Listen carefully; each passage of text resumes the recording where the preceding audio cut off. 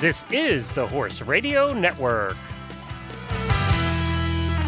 This is episode 212 of the Dressage Radio Show on the Horse Radio Network, brought to you by Equity, MFG.com, and their great manure forks.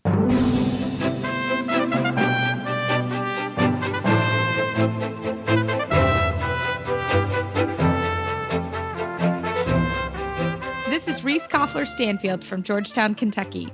And this is Philip Parks from Fergus, Ontario, and you're listening to the Dressage Radio Show with our producer, Glenn. Howdy, everybody. Hey, guys. How are you this week? I'm good. I'm always good, right? You are always good. And actually, Philip, we had to phone a friend. I had to call a friend That was week. we had a good This week. was Yeah. cool. We had a good week. I was teaching a lesson and actually working on the new rider test, the first level test, which is actually a very difficult test. And I had to call Philip. There's a turn on the forehand, and I truly did not know. Obviously, turn on the forehand is an exercise we use, but I didn't know how or what direction. So it was really cool. Philip was awesome. He helped teach a lesson for me this week. We worked it out. We worked it out together. I know. I mean, we do that. You know, you can train that movement, but it's never as far as I know, it's never been a directive in a test, right? So right. The way, you have to write it in a way that, makes sense, and it did make sense, but we had to work it through a little bit because We did. turn on the forehand left meant right, wasn't that it? We had to push turn on from the your forehand. right leg Yes. to get the haunches to go left to make a 180 or so. Anyways, we worked it out. We're worked good, it out. right? It's one of those double It's a hard negatives like test. you used to get on your Yeah. tests in high school, Yeah.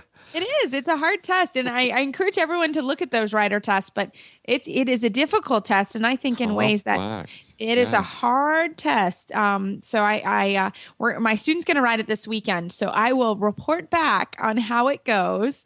But the first level rider test is a challenging test, so I'll let you know. I'm looking forward to coaching her and seeing sort of what happens with the judging. So. Seeing some other riders do it as well. Yes. And Well, there's no other cool. I rider, mean- so. Oh, okay. Well, kudos Unfortunately- to anyone who's riding that test because Yes, Reese and I, as longtime trainers, had to work it out. And so if you worked it out on your own, you're doing better than we are. It is, but And, it's always good. It's fun, to phone a friend, and it just reminded cool me and chat, wanted. yeah. Wanted to say that is even trainers, we have questions and it's nice to have people in your village that you can call and ask these questions to. So, Philip, thanks for being my phone a friend, and I hope to do it again. And if you need me in that capacity, so. Well, But we I have. think- yeah, well, I was just going to say we don't have the rider test in Canada, so I'd never even, seen these things yet. But hopefully, maybe it'll catch on in the States, and like always, we'll follow what you guys are doing. Well, we have a really great show today. We have a really neat announcement. Dressage Today is coming on. The magazine is coming on to do a monthly segment, and Hillary Moore Hebert is the editor, and she will join us here shortly and talk about some things in the magazine. So that's a really fun thing that we have going on. And she has a great name, by the way, Hebert. Oh, yeah, you're like the Hebert thing? Yeah, that's a great name. We Is asked that if she was any related kind of to Glenn. coincidence? Yeah. I'm not related. We did try and figure that out. She married. That's her married name, and he was from a different part of the country than my family came from. But that's actually what caught my attention. She did a post on Facebook, and it caught my attention that because there's not a lot of Heberts around. So I saw her, and then I noticed she was senior editor over at Dressage Today, and I got in touch with her, and we're very excited at the Horse Radio Network about this. Dressage Today is part of a conglomerate of magazines over there.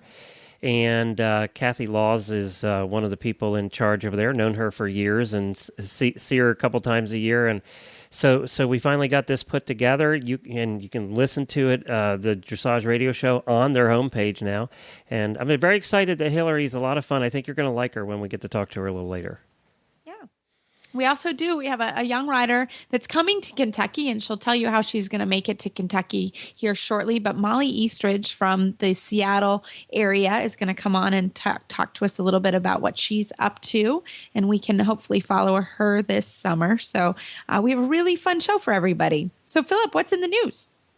Well, on Thursday in Rotterdam, Netherlands, Great Britain won the Dressage Nations Cup, with Netherlands placing second and Sweden third. Rotterdam hosted the second of 4 Nation Cup events in a pilot program to add even more excitement to dressage.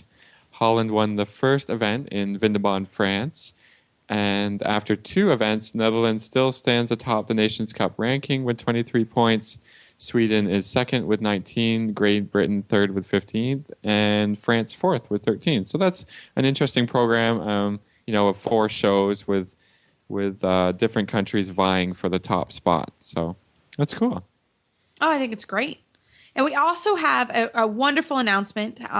Riders for Helmets International Helmet Awareness Day is June 22nd, 2013. They have a website where you can go and get more information, but it's www.ridersforhelmets.com. And they team up with manufacturers, and there's discounts, and hopefully at your local tack shop there will be some discounts on helmets. And Lindsay White, who is a friend of the Horse Radio Network, is the wonderful organizer of this day. So I hope everybody checks their helmets and just does a refresh. To be honest, some helmets are very inexpensive now, and it's always good to, if you've fallen, you need to get a new helmet. A lot of times helmet manufacturers will help you do that. So this is a campaign that's near and dear to my heart and Philip's as well. And I hope everyone takes advantage of it. And I got to tell you, last year during Helmet Awareness Day, Jennifer and I went to our local tack shop down here, and we bought a helmet for a friend of ours whose helmet was more than 5 years old. Remember, if your helmet's more than 5 years old, throw it out and replace it because it's no good anymore. And the reason for that is people think that we make that up and the helmet manufacturers make that up. It's the foam.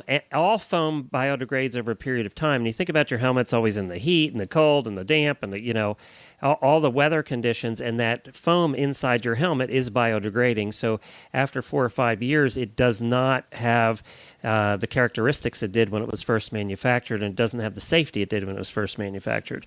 Basically, what you have is a plastic shell with brittle foam. So you really need to replace it after that. And we went out, we got a 20% discount on the helmet we bought. And guess what? We noticed Jennifer's helmet is 4 to 4.5 to 5 years old. So guess where we're going tomorrow? Yep, we're going to the tack shop. So nice. Yeah, yes. And they're always making new styles and making them fit they're making better. them cool now. They're cool. Yeah. That's a cool And stuff. Yeah. they are cool literally in temperature, but also in style. And again, you can get some really nice helmets for under $50. It really, you don't have to get, they're all makes and models, but I have a helmet. I ride in a Lamisil, and it's just because it's comfortable and it's lightweight and it's wonderful. So it's a great helmet. So When we lived in Lexington, I splurged, and I bought one of the leather Troxels. That's all leather. Pretty. And it looks cool, but down here it's a little hot in Florida. Yeah, you can send it back you up. got to I'll think take about it. the function. Yeah. Yeah. Yep, In Lexington, exactly. it was fine. Florida's a little warm. Too hot. Well, great. Well, I hope everybody takes advantage of Helmet Awareness Day. So it's a great event. So I hope everyone takes advantage of it. And right after this commercial break, we are going to start our Dressage Today series with Hillary Moore Hebert, and I look forward to that. We have been raving about the Equity Flex and Fork and Shake and Fork for months now, and some of you might be saying they are just saying all those nice things because they are getting paid to. Well then, let's hear from some other people about what they think. Here is Flex and Fork user Eric Bates, Pasofino owner from Kentucky, on their sturdiness. I've been using the Flex and Fork for almost a year now.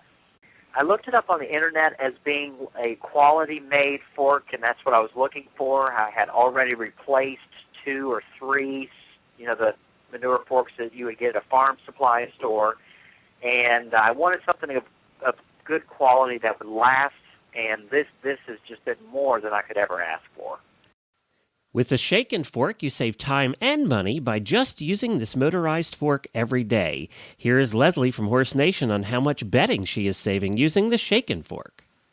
It really does. It helps you sift through, so you're not throwing out as much. I think Equity says that the forks probably save you $1 a stall per day, and between bedding saved and labor, time you're saving, and I believe them for sure. And then there is our terrific listener, Aubrey, who cleans barns for a living, on how much time she saves with the shake and fork. It's funny because you have to kind of slow down when you do it, just because you have to let the fork shake for a second. And so it kind of took me a little while to say, okay, just slow down, because I tend to do them a little manically anyway, just because I have so many to do. But you do them faster. Even though you're physically moving slower, you're doing the stalls faster. But a couple of the barns that I do use sawdust, and it's amazing how fast I can go through those barns. And it's pretty much cut down half, and I'm using so much less shaving, so it's going to end up saving a bunch of people a bunch of money of the barns that I do. Okay, you have heard them. It's not just Jamie and I saying this. What are you waiting for? Go to equitymfg.com and get yours today. equitymfg.com. You will thank us every single day. Well, hi, Hillary, and thank you so much for joining us here in the Dressage Radio Show. Hello. I tell you what, I want to thank you for Dressage Today becoming an affiliate of the Horse Radio Network, and also for you stopping by once a month to do a segment on the show. We really do appreciate that, and we're looking forward to it. We think it's going to be a lot of fun. Yeah, we're excited over here as well. You know, I want to remind people, too, that now, as of today, you can go to dressagetoday.com. And our player for the Dressage Radio Show is on their website right there in the middle of the page. So you can click that and you can listen to the Dressage Radio Show on Dressage Today while you're on the Dressage Today website reading articles and things. You can have Reese and Philip going in the background. So it allows them to do that while they're on your site as well. It's a lot of fun. Yay! Well, that sounds really excellent, Glenn. I'm really glad about this, and gives us a little content, some stuff to talk about. So first of all, Hillary, tell us a little bit about Dressage Today magazine. Well, Dressage Today magazine is a publication that is based in Maryland, and we do a lot of how-to tips as well as other things like dressage news and just stories from our readers. So it really is a nice comprehensive publication that covers a lot of different things about the sport and art of dressage. So Hillary, how long have you been at Dressage Today, and what's your position there? I am senior editor, and I believe that I started in June of 2010. So it's been long enough to not remember exactly, but not too long. Excellent. And how about yourself? Are you also a dressage rider?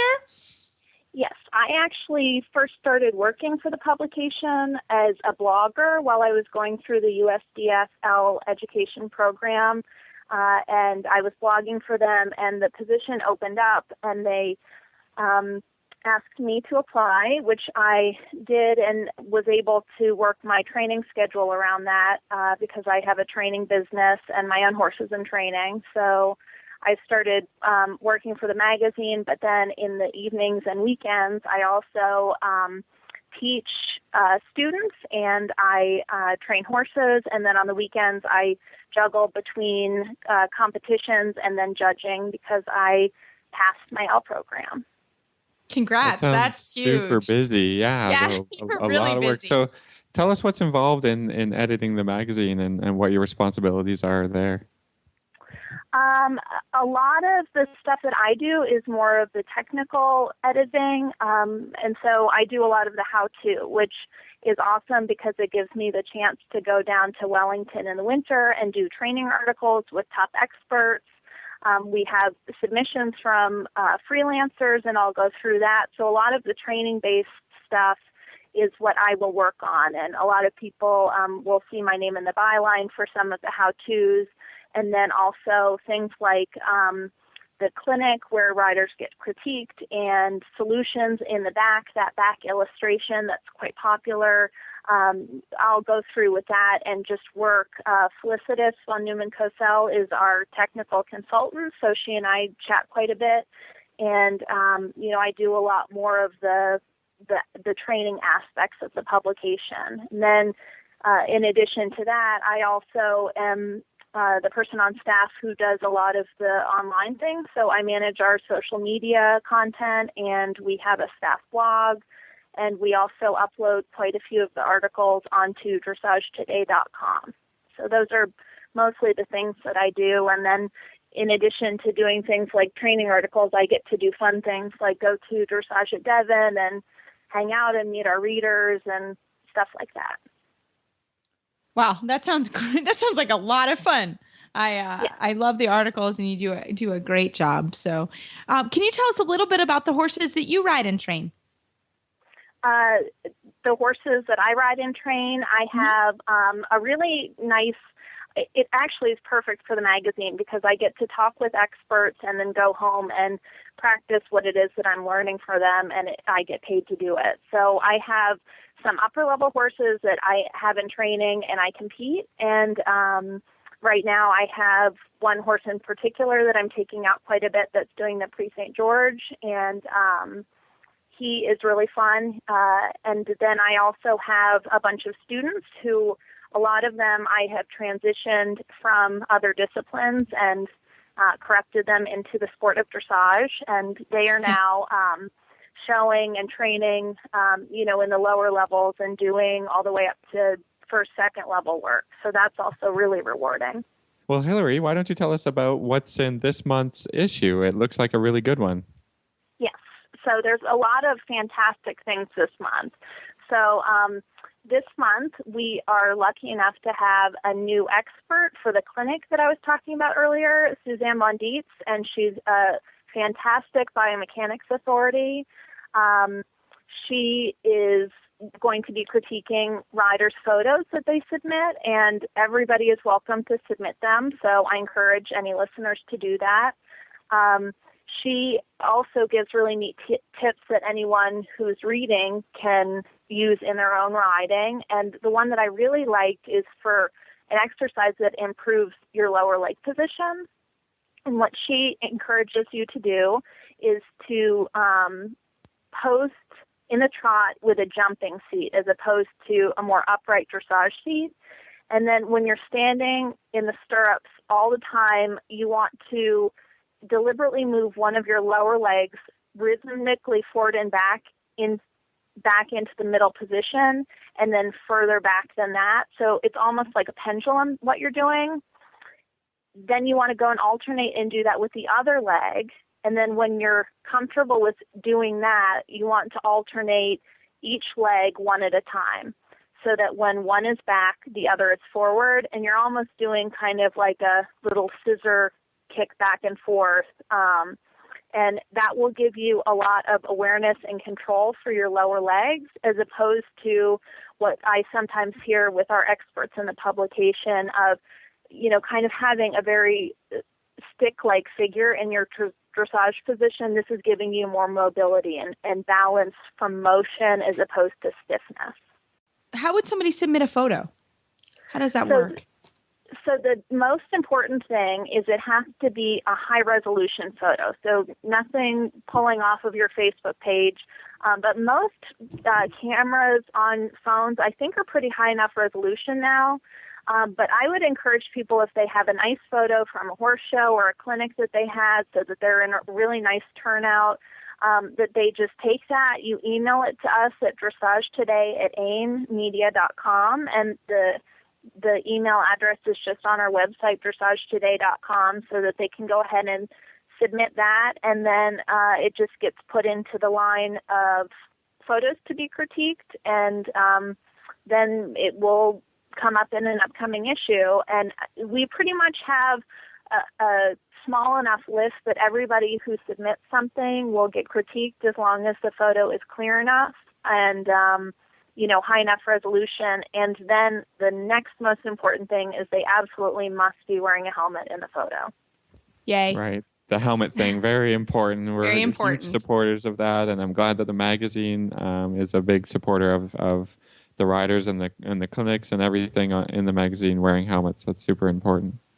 Yeah, and that's something, on a side note, that's just really important for us. And obviously, not all of the top riders ride in helmets, so there are some people in top hats, but we, really have it be a rule of thumb that everybody has helmets, just so that we can be good role models. And there is not a day that you will catch me, if you surprise me at the barn, where I will not have one on. So, Atta girl. We feel the same way. Tell us about the next article.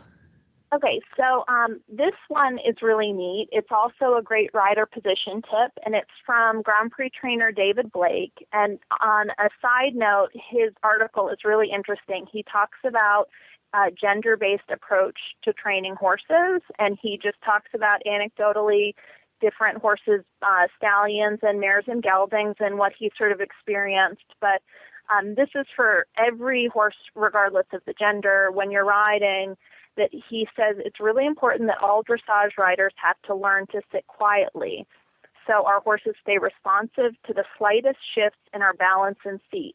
The less a rider moves, the better a horse can perform. And I think that David is really right, and it's really important for riders to remember this. Someone once told me that if you are unbalanced on your horse's back, it's almost like if you were to have a monkey on your back trying to perform a task. And if you think about with the dressage movements and the difficulty for the horses to maintain balance, having something on their back moving all around, that just makes it 10 times more difficult. And dressage is hard anyway. So I think that was a great tip. Oh, it's so true. And I think it takes so much muscle control, and you can really think about how much body control it takes to sit still. It's a hard thing to do.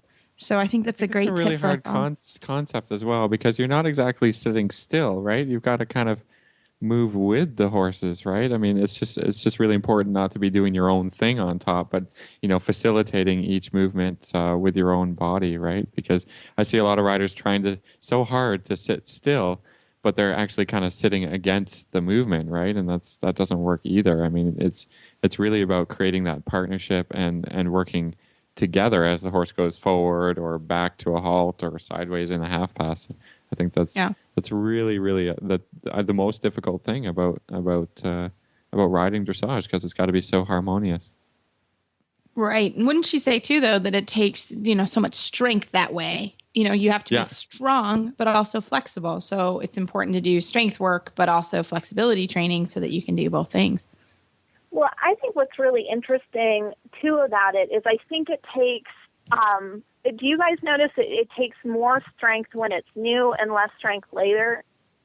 Yes, so that absolutely. Like if you think of someone who has been bedridden or whatever for a while and they get up to just stand and walk, it's so fatiguing, and yet it's something we really take for granted as being easy. And I definitely notice as I progress in my training, it gets easier. And I definitely notice because I can't have as many cookies as I did when I was younger. But that's me too. You don't burn the same number of calories. But it's interesting, and it really hit home when I was over in Germany, and I saw this man come out to ride this horse, and his assistant was training the horse. She was riding it around, and it was going beautifully.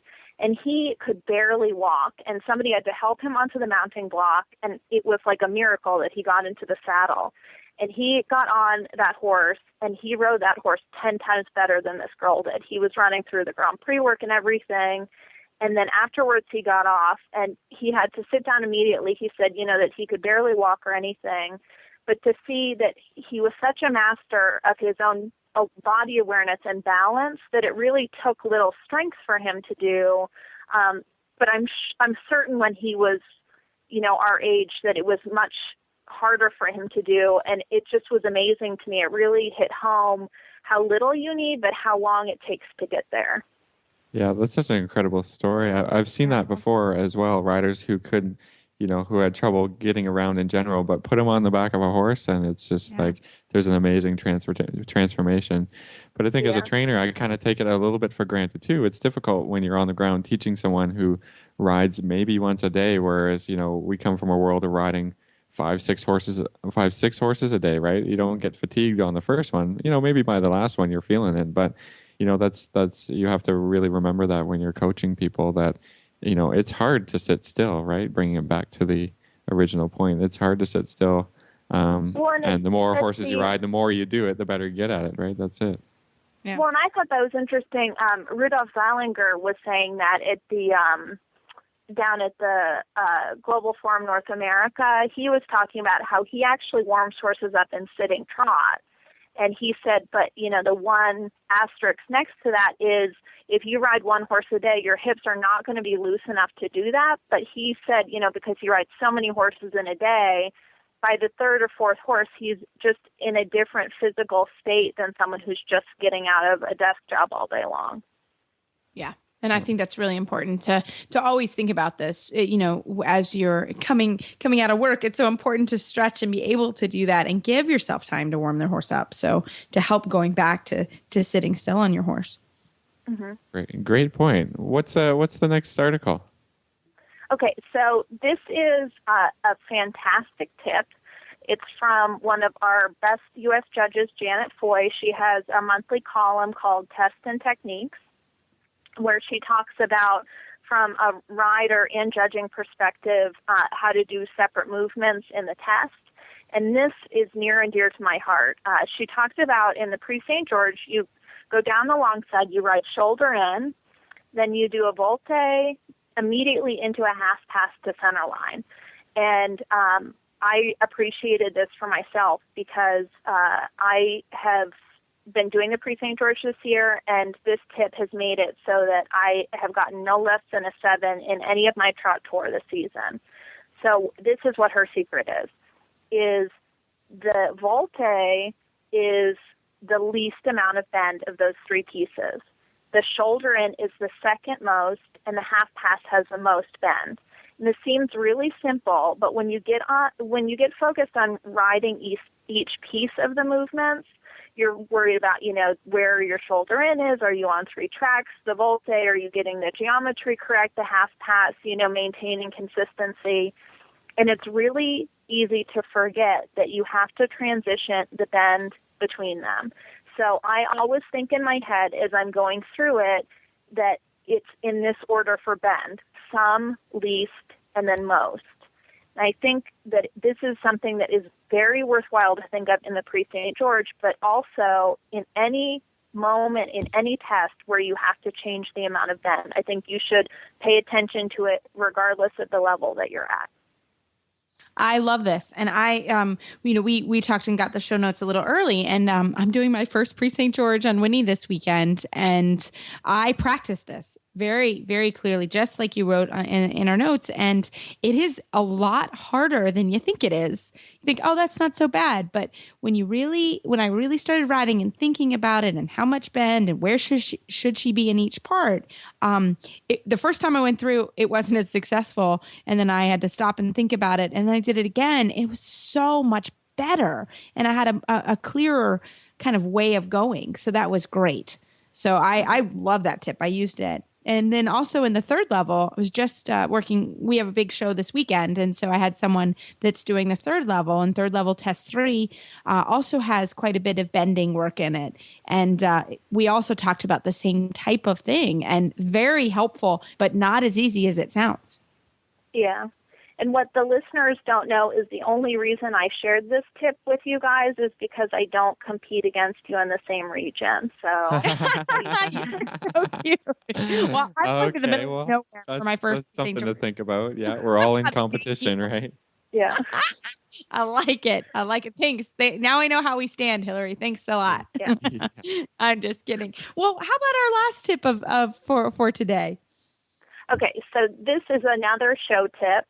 And again, I'm only sharing it with you guys because we're not competing against each other. No, I am joking. I would love for everybody, even in the region, to know this. So Jan Brons did a great interview with us, and he talked about keeping your cool in the show ring at any level. So I would love for everybody who's out at the shows, even if they're in the same ring right after me, to have this. So he says that you want to make sure, regardless of what happens, that you want to make it to the end of the test. And he tells his riders to smile and do it without major mess-ups. It takes several classes, even for Jan, who is a top rider, on a new horse before he's comfortable and he can really ride through the test instead of just coaching it. So instead of comparing yourself to these elite riders thinking everybody is, having the ride of their lives, you need to think about just getting through it. And, you're having fun, and the whole thing is just supposed to be an experience that you're learning from. I think that's good because it's just, many times it is just hard to finish the whole thing, right? I mean, you've got to memorize your tests. I mean, you've done a lot of practicing obviously through it, but it doesn't have to be perfect, right? I mean, especially if it's the first time you've ridden a specific level or something, like it just you a lot of times just go for good, right? And then you can kind of fix this and tweak that, and you've got to be doing that test a lot, right? I mean, even for the Grand Prix riders, many times the first Grand Prix that they ride, nobody sees because it's in a small show close to their home or something like that. I mean, a lot of times you're seeing just the result of years of practicing and years of doing small shows or just going to different places. Sometimes we just take horses to a different place, a different ring, and ride some tests. And so if you're taking your horse out to your first show or even your fifth show or something like that, it just takes a long time to get good at this sport for everyone, professionals included, right? And I think the one thing that a lot of amateurs are not told that I think professionals realize is that you have to be able to ride the entire test for a 6 before you start going for 7, 8, 9, 10. And I think the mistake I made when I first started riding in shows is I would go down center line like I was, headed down center line at the Olympics. And I'd come around, for the trot lengthening at first level, like I was trying to ride some extended trot at Grand Prix. And the horses don't have the strength and balance for it. We haven't developed the strength and balance for it yet. And obviously it just didn't work out well. And I ended up getting lower scores. And I think that if you just say, and I hear this all the time from experts, don't ride a show any different than you would at home. You just need to ride every day at home like you would a show, and then you just do exactly the same thing there. That's when you're going to do a better job than trying to have the show be somehow the best ride of your life. And that's where I think people end up, having their errors is when they are pushing themselves beyond what they're really used to doing. Oh, I think that's so true. And I think every show you go to, you really need to think about, okay, what are my goals for this weekend? If it's your first time riding the Prix St. George, you're probably going to have some mistakes unless you have just a superstar, and you're probably just going to have those. And I think you have to be okay with saying, okay, that's what's going to happen this time, or it's my first time riding first level test 3. Maybe I'm not going to get the leg yield exactly how I want it, but go for the 6 and do some of the other things really well. I like to ride through the tests at home and have my students ride through the tests. I know every trainer has a little different take on it, but I want to know where it's going to be a little sticky for our horses so that you can have some time to prepare mentally and know, for example, that maybe the stretch circle to picking the horse up to a lengthening, that may be a little bit of a challenge. And so if you're ready for it and preparing, that's a great way to be. So I personally ride through the test and then also have a really clear goal with myself and my students on what we're trying to achieve that weekend. So I don't know what you guys think, but that's sort of how we do it down here. Yeah. And I think, what I really like about that riding through the test is if you are new to showing or you are a lower level rider or you have a new horse, I think riding through the test is one of the best ways to figure out which side your horse is stiff on, so that you can feel when you ride the circle in, at B&E 20 meters to the right, for example, and it's easier than the other side. You can start to feel that happening every single time, and then you realize you need to get your horse more supple to the left. And, I think that riding through the test really is a good way to say, where are my strengths and where are my weaknesses? Exactly. Well, Hillary, thank you so much for your time and doing our first segment. I think we are so very excited, all our listeners and Philip and I, about having you here and going through some of these tips and having a great conversation. So thank you so much. And I hope everyone checks out Dressage Today website. And what is the website, Hillary? It's really easy. It's just dressagetoday.com. Well, that was a great discussion with Hillary, and I look forward to the third week of the month. She will be coming on and telling us all about the new episode of Dressage Today, and so I'm really looking forward to that. And right after this commercial break, we are going to talk with Molly Eastridge. She's our Young Rider highlight of the month, and I look forward to talking with her and hearing about her journey to Kentucky.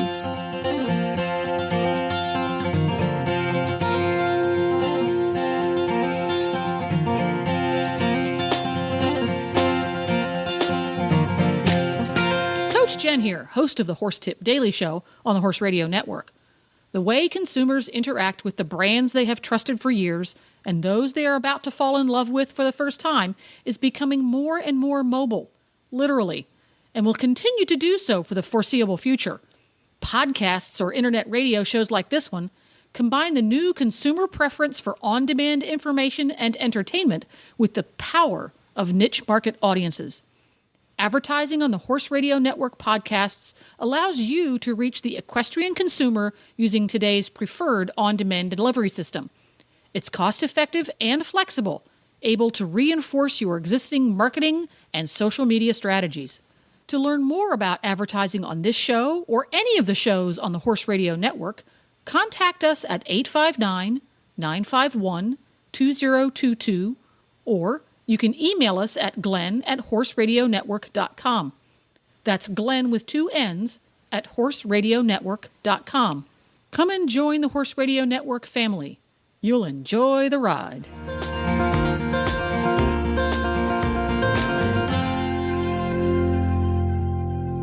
Well, tonight we have a special treat, Molly Eastridge. And Molly, she doesn't know it yet, but she is coming to Kentucky to work for me this summer, and I'm really looking forward to it. But Molly, I want to start our interview welcoming you to the Dressage Radio Show, but also want to hear about your qualifications for the Young Rider Championships. Well, thanks for inviting me. I started qualifying at the beginning of May. I did my first show up at Whidbey Island in Washington. It was a very interesting first show, I guess. The first outing is always the most fun and exciting. Well, it should be anyways. And then we did pretty well. The following show, we went to Denida. There were 2 derbies, and I competed in both of them. And I did my freestyle there, and that was really fun. And then my last qualifier was last weekend, and we started off a little rough. My horse had been sick previously going into the competition for a while and had to have a couple of weeks off. But he bounced back, and he loved to get back to work.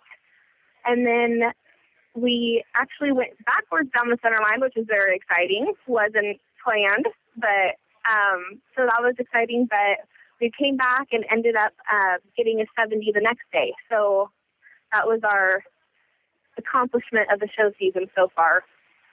Did you forget to point his head at the judge? Well, he saw something that seemed pretty scary. The runner was standing down at the judge's box, and he was like, no, I think I'll go backwards to it. Yeah. Yeah, that's too bad. Well, tell us a little bit about your history, like how you got into dressage, and a little bit about your horse that you're riding now, and that kind of stuff. So I started riding when I was 3 years old. My mom got me into that. I can thank her for that one. And then it kind of went from there. I mean, I joined Pony Club. I got my first pony when I was 7. His name was Mr. Dalmatian. Go figure, he looked like a Dalmatian puppy. Did you give him that name? No, he came with that name. Oh, okay. That's usually a kid. It sounded like a kid name. Somebody named. No, he came with. I mean, he looked exactly like a Dalmatian puppy, to be honest. But he taught me so much. I did eventing and dressage with him, and I went through a couple other horses along the way. And my recent mount is named Donnerspiel.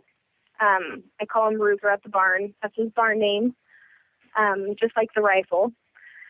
And he is 9 this year.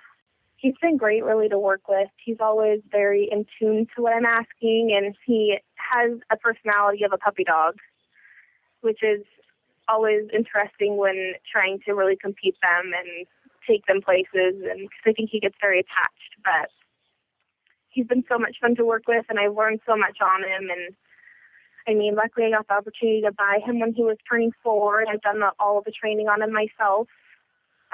So since I've had him, which has been the best learning opportunity I think anybody can really ask for. So it's been an exciting journey so far, and I can't wait to come to Kentucky. What led to making that decision to go to Kentucky and to go to Reese specifically? I want to know. Actually, I've been riding with Conrad at the facility at Pumpkin Farms where I'm boarding now. And Meryl Vines, who's my coach and trainer there, we had talked about me wanting to go and compete at North American Junior Rider Championships again. But the previous year I went, he had got shipping fever, so I knew I needed to get him down there in enough time for him to get used to the weather and everything. And I've always loved to be a working student, so we put two and two together and figured out I really just want to go down there in enough time to get him settled and me work and, branch out and meet new people and enjoy the experience. And I talked to Conrad, and he gave us some names, and that's how I came up with Reese. Well, we are really excited to have you come. But Molly, talk to us. What are your goals at the Young Rider Championships?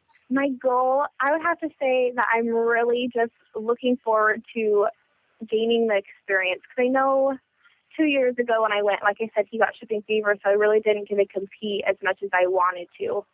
This year, I think I'll be a little more competitive, so I'm really just going to go out there and show off what I've done and what I've trained myself. And because there's no better feeling than that, knowing you've done all the hard work yourself and really getting the feedback that you need. So I'm not really, I definitely would love to be competitive, but that's not really what I'm going for. So I know Conrad really said the goal and everything is just to be able to be the best rider you can be. And no matter what path you take, that should be the ultimate goal. So don't really focus too much on the smaller goals.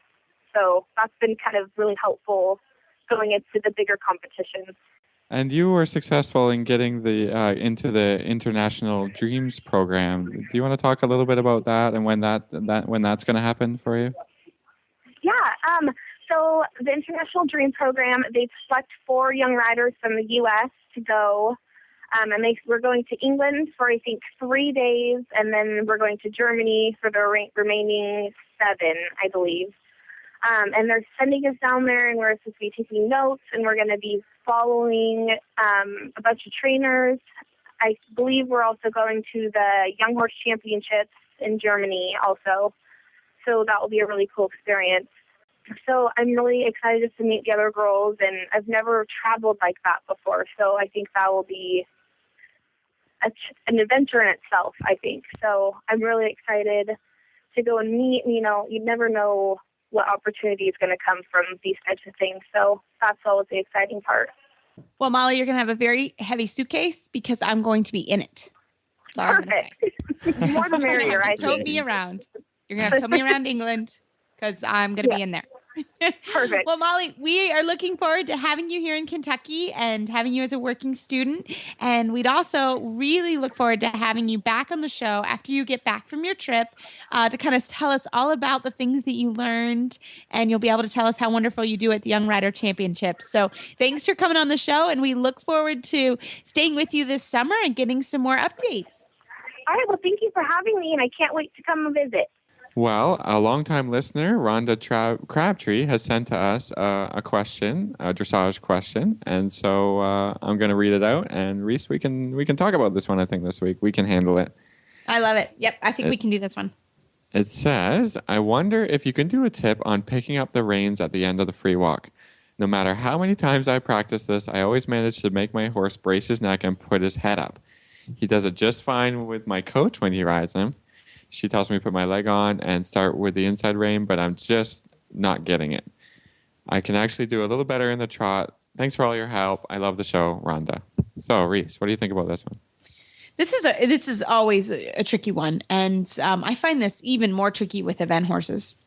So one of the things that we work on quite a bit is that the horse halts from your seat, or even takes a half halt. So what we'll do is we'll do the free walk. And we practice actually halting from the free walk. The horses still have a long connection, and we will halt and get the horse to wait on the seat without making their neck short. Because a lot of times they get short in their neck and they brace. So we'll practice that halt transition with keeping the neck a little bit on the longer side. We also, so we'll do that a couple times on the diagonal, so the horses really listen to you as the rider as you're going through. Then what we do is we really practice leg yielding from the inside leg, and suppling the inside rein as we do it. And that really makes a difference. So we'll yield from the inside to the outside, inside leg to outside rein, with our outside leg nice and steady. We'll also sometimes even walk a smaller circle in the corner to help us pick up the reins. So those are some things that I do to help with that problem. But you're not the only one. That's a problem. That's a really tough one. And yeah. Reese, you stole my tip for that. It's all about leg yielding, right? You got to connect your horse from your inside leg to your outside rein, and then they don't brace. If they're stepping just a little sideways, I mean, in everything, right? I mean, you get riders with a lot of problems with, like a walk to canter transition, right? And the horse braces from walk to canter. Well, what do? We just leg yield, or we do a little shoulder in. It's all about inside leg to outside rein, and then the horse just physically has less chance to brace. It's, you're building the suppleness, right? If the horse is straight, they feel a little bit the rein come on, boom, you're done, right? Then they're just like, no, I don't want to do that. No, I was having a nice walk on a nice free rein. Leave me alone. You were letting me relax, and I'm not going back to work. So, yeah, I push them around. So to add to that, serpentines. Yep. That's a great one. Yeah. Yeah, just back and forth. But serpentine, like in free walk with your leg, pushing back to one way, back the other way, just so you can make kind of 10-meter half circles sort of thing, that you're just suppling your horse in the walk before you ever touch the rein. And then as you pick up the rein, you're pushing the horse one way, and you're picking up the rein, and you're pushing the horse the other way. And then they're thinking about your legs a little bit and thinking about the bend through the body, and not thinking about how you're going to make the rein shorter. So I think we both kind of had similar ideas, and a little bit, you can think of yourself, different ways to incorporate leg yield into your walk. But that just helps, little leg yield on a long rein helps the horse walk out better. As they step with their hind leg across their body a little bit, they can even develop an even longer free walk, and it's just good for the horse. So yeah, no, I think there it's you great. go. I think that's a pretty straightforward one. I love it. Good job, Philip. Well, and I think too, we all get a little lazy with this one. And I think just at the walk in general, especially right now, it's hot here, and I say walk, and we all go, oh, thank God I'm walking. You got to be careful, because the walk is a double score. So it's worth taking time every day, and every time you pick up the reins, to think about this and push them sideways and have a little bit of leg yield. But this is an every day, every time, because the horse gets away with it once or twice, and I think, oh, okay, this is something that I can do. Yeah. So just focus on that and pay attention. So. Yeah, I love it. Important score. That's great. Yep, exactly. Well, we love emails and Facebook questions. It's great. Philip and I, sometimes we like to jump in and answer, and sometimes we like to get guests to answer the questions. Somebody on, yeah. And it's great to add content to our show. I mean, we're always thinking of what do you guys want to hear about? So if you let us know, that makes it really easy. Otherwise, we got to just figure it out ourselves. Love it. Love it. Love it. Well, everybody, you can find our show notes and links to today's guests on our website, dressageradio.com. Like us on Facebook, just search Dressage Radio Show. You can follow us on Twitter at Horse Radio. My website is maplecrestfarmky.com, and my email is reese@horseradionetwork.com. You can find me at philipparksequestrian.com, and my email is philip@horseradionetwork.com.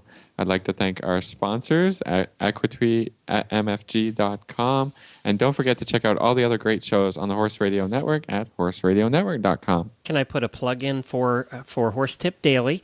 It's a show that my wife Jennifer does every single day of the week, and it's different tips. Actually, we take all the tips from the Dressage Radio Show and all the other shows, plus she records some new ones, and we put them over on Horse Tip Daily. There are over 800 episodes of Horse Tip Daily now, and they're short, 5 to 10 minute, 15-minute tips on anything from horse photography to training to just everything you can think of health-wise over there. So you can go back and listen from tip number 1 if you want to. It's a lot of fun guests over there. It's great. So, well, everybody, keep your heels down and your shoulders back. And Philip and I are off next week. So please enjoy the Para Dressage show. And we will talk to you in 2 weeks. Have a good one.